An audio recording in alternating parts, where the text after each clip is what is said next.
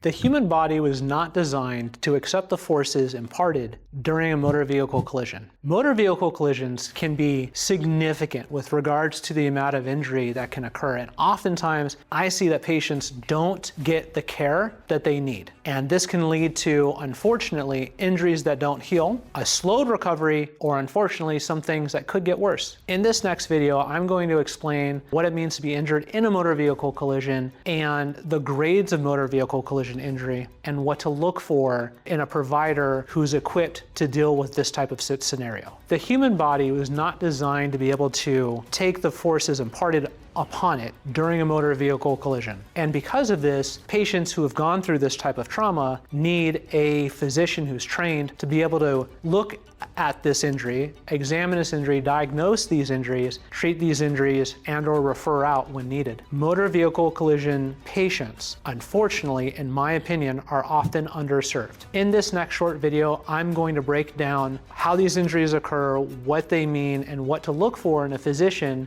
who's been trained properly to be able to deal with you after this scenario. Hi, I'm Dr. Krugly. I am a sports physician, functional medicine practitioner, and I've been certified in whiplash, traumatology, and brain injury. Typically, when I see a patient who's been through a motor vehicle collision, there's going to be some level of orthopedic issue, meaning the joints have been affected, the muscles, ligaments, and tendons are injured. There's going to be a neurological condition. What makes motor vehicle collision injuries complex? The complexities come from the amount of force that's imparted through the body and the systems that are injured during that force transfer. Musculoskeletal system can be affected, your neurological system can be affected. This can include peripheral nerves, the vestibular system. This can include other parts of the nervous system. Digestion can be affected, organs can be affected, hormonal balances can be affected or be a consequence of motor vehicle collisions. One of the most common findings that I see with motor vehicle collision patients is concussion. Concussion is defined as transient loss of normal neuronal function of the brain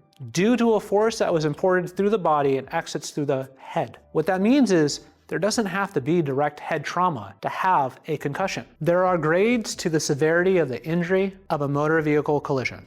Dr. Arthur Croft published the guidelines that have been accepted by medicine and used throughout the world, grading the severity of the injury and also giving us guidelines as far as treatment parameters for this patient population. In general, it breaks down like this. There's 5 grades. The first grade is muscular injury. The second grade is muscular injury and ligamentous injury. The third grade is all of those plus neurological injury. The fourth grade is all of those plus a fracture or a disc rupture. The fifth grade is all of that plus the need for surgical stabilization. So as you can see, as we move from 1 to 5, the injuries become more in depth. As we move through the different grades, we move through severity of injury. And because of that, a grade 1 injury is going to take less time to heal from than a grade 5. In the 17 years that I've been treating motor vehicle collision patients, I will say on average, most patients are somewhere between a grade 3 and a grade 4. Most patients that I see, whether they've gone to the emergency room, whether they've gone to their family physician, their chiropractor or physical therapist, if there is a concussion, most of the time it's missed. A concussion, the most common symptoms of a concussion are going to be headache, dizziness. In addition to the headache and dizziness, we can also have light sensitivity, sound sensitivity, changes in taste, changes in digestion, changes in sleep,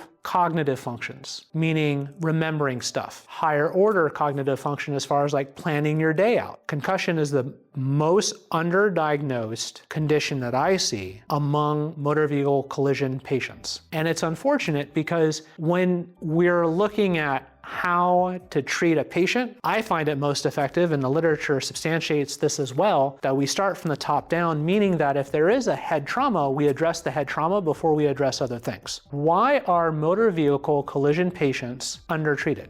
In my opinion, it's because most of the patients injured by motor vehicle collisions fall between categories 1 through 3, and most of those findings cannot be found on imaging or lab work. So unless the physician has been trained to be able to detect these injuries, they're going to be not found, not diagnosed, and therefore not treated. This is why patients go years sometimes after a motor vehicle collision with the same problem. The inflammation from a concussion can travel via cranial nerve 10 to the gut. What I'm saying is, there's actually a phrase in the functional medicine world, leaky brain, leaky gut, or leaky gut, leaky brain. Cranial nerve 10 is the biggest parasympathetic nerve in a body. Cranial nerve 10 is responsible for, I think, 70% of the volume of the parasympathetic nervous system. It's a bidirectional thing, meaning that signals can go up and signals can come down. Patients who have a leaky gut can have a leaky brain, meaning that patients that have a leaky gut can have symptoms of brain fog and forgetfulness and tired and neurological symptoms that present something like ADD and ADHD. Patients who have concussions